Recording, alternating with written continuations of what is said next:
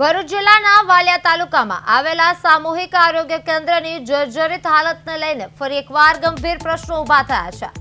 વાલિયા તાલુકાની ગરીબ અને આદિવાસી પ્રજાજનો માટે આશીર્વાદરૂપ ગણાતું આ આરોગ્ય કેન્દ્ર હાલ ખુદ બીમાર સ્થિતિમાં હોવાનું સામે આવ્યું છે। વાલિયા નેત્રંગ માર્ગ પર આવેલા હોસ્પિટલના નેજા હેઠળ 4 પ્રાથમિક આરોગ્ય કેન્દ્ર અને 30 આયુષ્માન આરોગ્ય મંદિરો કાર્યરત છે, છતાં હોસ્પિટલની ઇમારત અત્યંત જર્જરિત હાલતમાં હોવાનું જણાવાઈ રહ્યું છે। ડોક્ટરો, સ્ટાફ અને સારવાર માટે આવતા દર્દીઓ જીવના જોખમે આરોગ્ય સેવાઓ મેળવી રહ્યા હોવાના પણ આક્ષેપો કરવામાં આવ્યા છે।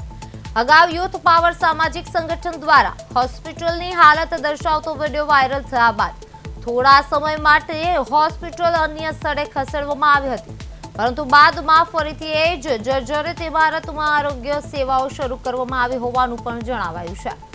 જિલ્લા પંચાયત સભ્ય રજની વસાવા, તાલુકા પંચાયત સભ્ય બિપિન વસાવા તેમજ યુથ પાવરના આગેવાનો દ્વારા હોસ્પિટલની મુલાકાત દરમિયાન ડોક્ટર ચેમ્બર, સારવાર રૂમ, લેબ, દર્દી વોર્ડ, ડિલિવરી વોર્ડ અને ઓપરેશન થિયેટર સહિતના વિભાગો અત્યંત જર્જરિત હાલતમાં હોવાનું સામે આવ્યું હતું। હોસ્પિટલના અનેક સાધનો પણ ધૂળ ખાતા જોવા મળ્યા હતા।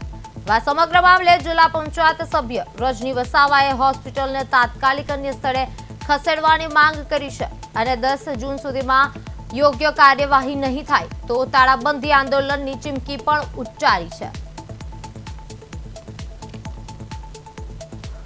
4 મહિના અગાઉ જે સરકારી દવાખાનાની પરિસ્થિતિને લઈને વિડીયો બનાવીને તંત્રને આંખ ખોલાવી હતી, તો થોડા દિવસ બંધ કરીને એ લોકોએ ફરી ચાલુ કર્યું હતું। તો અત્યારે અમે પાછા ફરી વિઝિટ માટે આવ્યા છે, ત્યારે અમે એની હાલત જોઈ તો એટલી બદતર હાલત છે દવાખાનાની। તો અમે અંદર જોઈ શકો તો ડિલિવરી વાળો જે વિભાગ છે મહિલાઓની ડિલિવરી માટે, તો એ વિભાગમાં બી એટલી ખરાબ ગંદકી છે, ઉપર સ્લેબ પડી જાય એવી હાલત છે ને ગંદકીનું સામ્રાજ્ય તો તમે જોઈ શકો નહીં, એમ એટલું ખરાબ હાલત છે। અને જે બાંધકામ બી એકદમ તૂટવા આવી રહેલું છે। પહેલા તો દર્દીને આપણે બચાવવા કરતા વાલિયા આરોગ્ય સામૂહિક કેન્દ્ર જે છે એમાં ડોક્ટરો અને સ્ટાફને બચાવવા જરૂરી છે।